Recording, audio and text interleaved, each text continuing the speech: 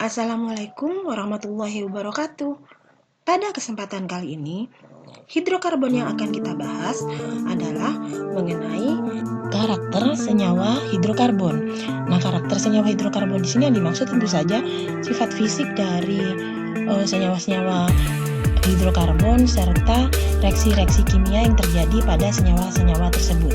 Nah, yang kita bahas pertama kali adalah sifat fisiknya atau sifat fisikanya. Nah, di sini terdapat tabel-tabel dari senyawa-senyawa hidrokarbon tersebut. Jadi yang pertama adalah golongan alkana, kemudian ini alkena, dan ini golongan alkuna. Nah, terlihat bahwa semakin panjang atau semakin banyak jumlah atom C, di sini terlihat C1 sampai C18 untuk alkana, C2 sampai C10 untuk alkena, sedangkan C2 sampai C6 untuk alkuna. Terlihat bahwa massa atom relatifnya itu bertambah besar semuanya. Nah, hal ini mengakibatkan adanya kecenderungan-kecenderungan yang terjadi pada sifat fisiknya, terutama titik didih atau titik lelehnya. Di sini terlihat kecenderungan dari sifat fisik pada senyawa-senyawa hidrokarbon tersebut adalah baik titik didih, titik leleh itu cenderung mengalami kenaikan. Nah, hal ini mengapa terjadi? Tentu saja tidak lepas dari pengaruh massa molekul relatif tadi. Jadi, massa molekul relatif ini hubungannya dengan gaya van der Waals yang terjadi. Jadi, semakin panjang rantai hidrokarbon yang dimiliki, maka gaya van der Waals atau gaya tarik van der Waals yang dimiliki senyawa-senyawa hidrokarbon tersebut, maka dia semakin kuat. Nah, seperti kalian lihat pada tabel alkena di sini, semakin kecil jumlah atom C-nya atau semakin pendek jumlah rantai karbonnya, maka wujudnya adalah gas.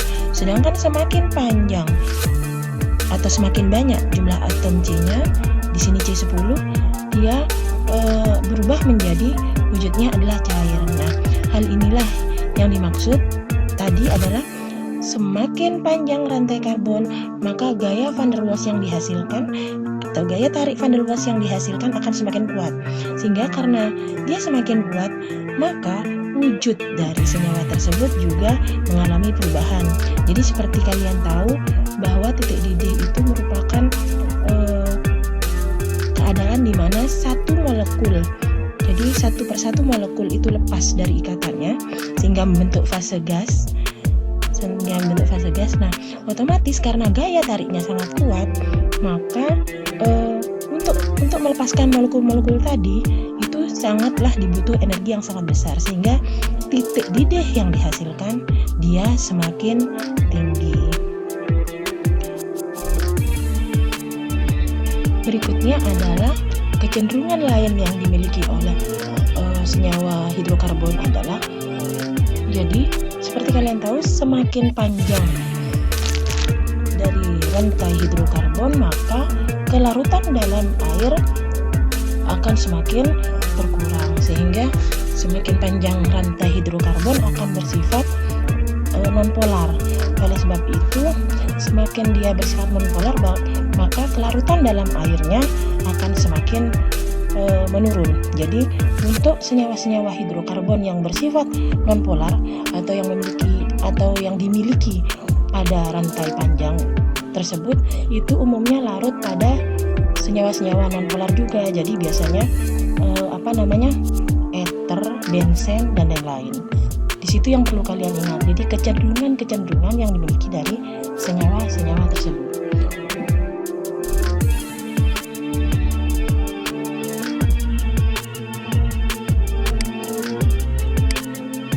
Berikutnya adalah reaksi-reaksi kimia yang terjadi pada senyawa-senyawa hidrokarbon tersebut.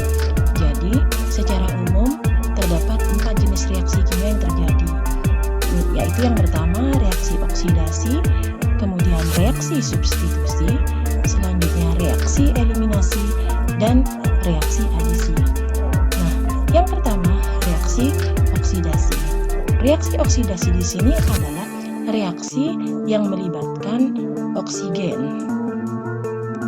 Nah, reaksi oksidasi ini akan selalu melibatkan oksigen. Jadi di mana hidrokarbon, baik itu alkana, alkena, dan alkena, akan direaksikan dengan oksigen, dia menghasilkan CO2 dengan H2O. Namun perlu kalian ingat bahwa reaksi tidak akan terjadi jika jumlah molekulnya dari produk dengan reaktan itu tidak setara. Nah, oleh sebab itu maka hati-hati kalau dalam penulisan reaksi kimia. Kalian harus menyetarakan jumlah molekul yang sebelah kiri dengan yang sebelah kanan. Jadi atom-atomnya jumlahnya harus setara. Caranya bagaimana? Caranya seperti dulu waktu kelas 10 kalian sudah pelajari penjumlahan itu ya, aljabar seperti itu, yang ABC seperti itu. Nah, tapi untuk lebih cepatnya, jadi kalian cukup di sini cukup memperhatikan masing-masing saja. Masing-masing gimana? Di sini kalian lihat, di sini C sebelah kiri, jadi di reaktan jumlahnya 1, sedangkan C di produk jumlahnya juga 1. Nah, otomatis jumlah C-nya sudah setara ya. Kalau sudah setara, kamu biarkan dulu. Nah, setelah itu kamu lanjutkan pada atom berikutnya. Pada atom berikutnya, di sini jumlahannya adalah 4, sedangkan di sini jumlahannya adalah 2. Nah, supaya sama, caranya adalah dengan menambahkan kan angka koefisien. Apa itu angka koefisien? Angka yang terletak di depan senyawa dan menunjukkan jumlah molekulnya. Nah, caranya bagaimana supaya tahu jumlahannya sebelah kanan itu sama dengan sebelah kiri? Caranya adalah dengan mengalihkan. Jadi untuk atom H, angka koefisien atau yang menunjukkan jumlah molekul dikalikan dengan angka indeks dari atom. Angka indeks itu adalah angka yang menunjukkan jumlah atomnya. Jadi 2. Jadi ini angka koefisien, ini angka indeks. AI di sini angka koefisien. Maka 2 dikali 2 sama dengan 4. Nah, berikutnya setelah hanya sama, jadi hanya 4 di sini kan, di sini juga 4. Nah, setelah sama, kamu beralih ke atom berikutnya. Jadi O, jadi atom yang terakhir adalah O. Di sini jumlah O-nya adalah sebanyak 2. Sedangkan di sini yang sebelah kanan, di sini ada 2. Yang ini O yang sebelah sini, O yang H2O. Caranya sama tadi, 2 angka koefisiennya dikalikan dengan angka indeksnya.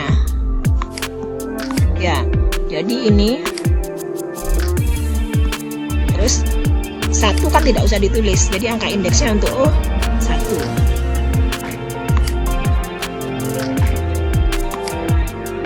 Sehingga 2. Artinya O pada sebelah kanan reaksi atau pada produk jumlahnya 2 ditambah 2 sama dengan 4. Nah, sama seperti tadi, supaya O di sini jumlahnya 4, maka harus ditambahkan angka koefisien sebanyak 2. Sehingga jumlah O-nya yang sebelah kiri adalah angka koefisien dikalikan angka indeksnya sama dengan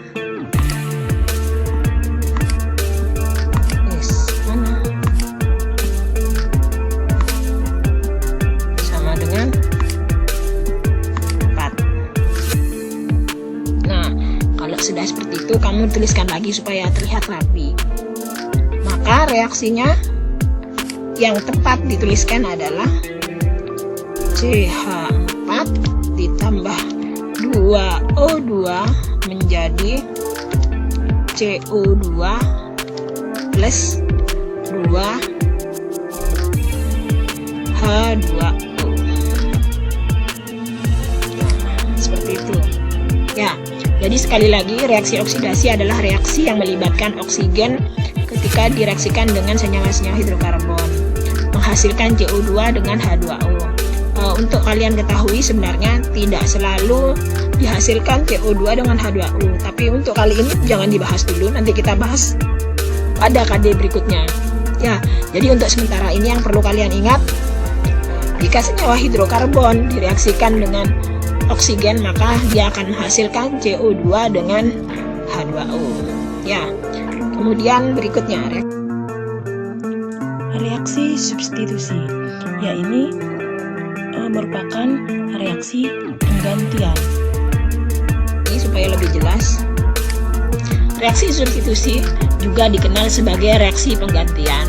Jadi artinya apa? Menggantikan salah satu atom yang dimiliki dari senyawa hidrokarbon dengan reaktannya yang lain. Jadi kalau dituliskan CH4 diburai seperti ini,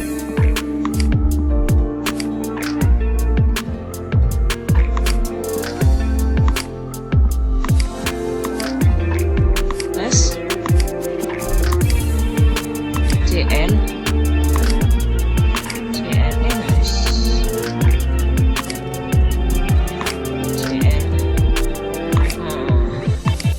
dia akan menjadi, dia putus akan mengikat C, hanya lepas seperti itu, sehingga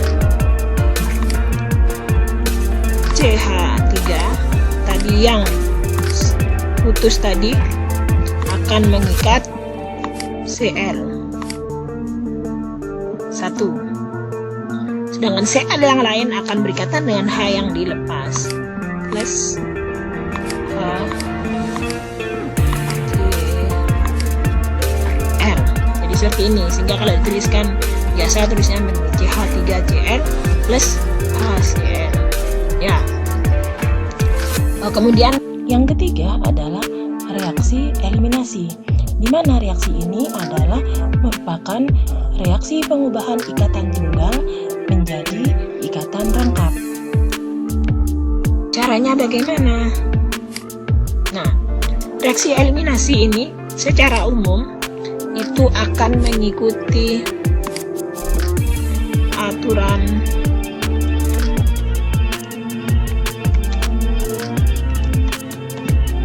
Zaitsev. Semoga benar tulisannya. Aturan Zaitsev. Aturan Zaitsev itu bagaimana? Jadi aturan Zaitsev itu adalah kecenderungan eliminasi H. Jadi H yang dilepaskan adalah H yang dimiliki oleh C yang mengikat H paling sedikit. Jadi kalau kamu lihat di sini hanya ada 3, hanya ada 2, hanya ada 3, maka cenderung yang pertama kali dilepaskan. Kecenderungan pertama adalah di sini.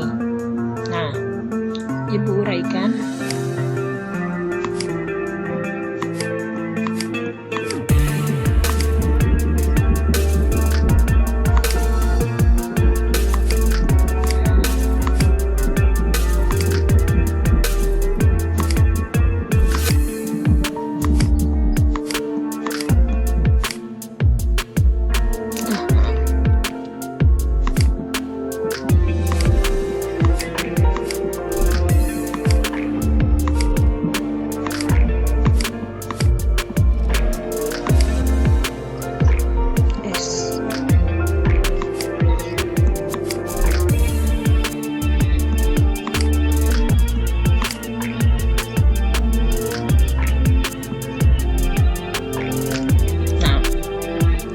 Ini. Jadi aturan Zaitsev tadi mengatakan H yang dilepaskan adalah H yang terletak pada C dengan jumlah H-nya paling sedikit. Maka ini yang pertama kali dimungkinkan H akan lepas. Nah, H berikutnya yang dilepas mana supaya bisa membentuk ikatan rangkap? Ini bebas kalau strukturnya seperti ini ya.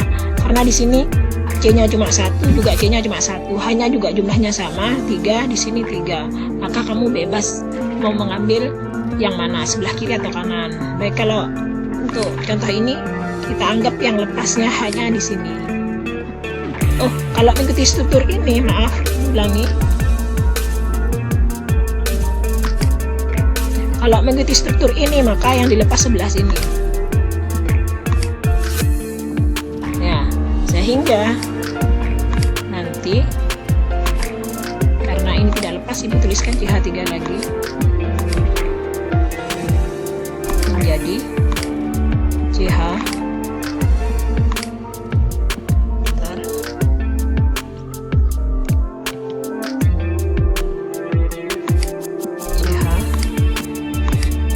kemudian punya 1 elektron tadi yang CH mengikat CH ya.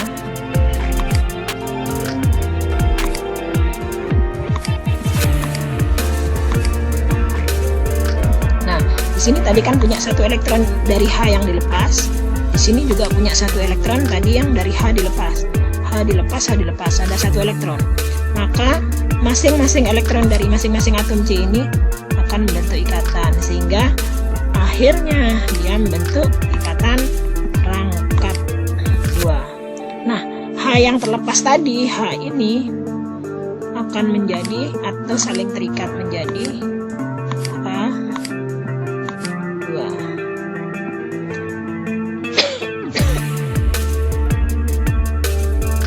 Ya, kemudian setelah reaksi eliminasi, reaksi yang terakhir adalah reaksi adisi. Jadi, reaksi adisi adalah reaksi pemutusan ikatan rangkap menjadi ikatan tunggal. Nah, kalau dilihat dari kalimatnya, maka diketahui bahwa reaksi adisi ini merupakan kebalikan dari reaksi eliminasi. Nah, caranya bagaimana? Nah, kalau tadi eliminasi itu cenderung mengikuti aturan set safe secara umum ya, maka untuk reaksi adisi juga secara umum mengikuti aturan yang diberikan nama aturan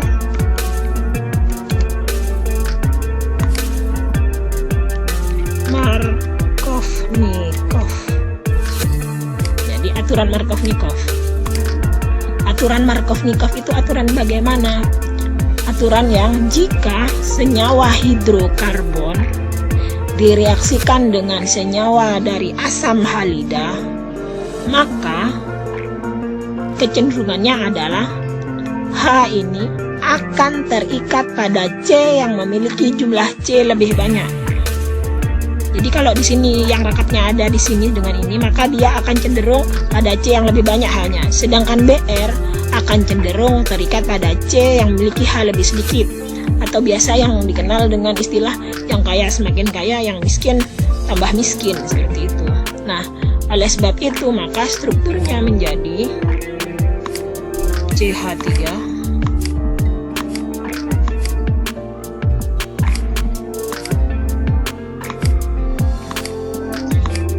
ini setelah putus ya, ini rangkapnya putus, maka dia akan mengikat BR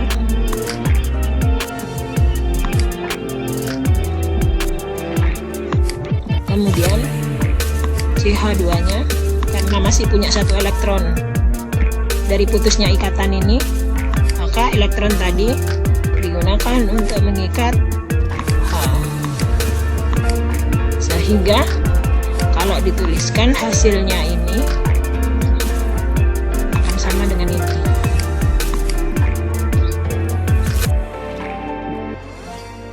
Ya, jadi Markovnikov ini akan cenderung terikat pada C yang jumlahnya lebih banyak, sedangkan BR akan cenderung terikat pada C yang jumlahnya lebih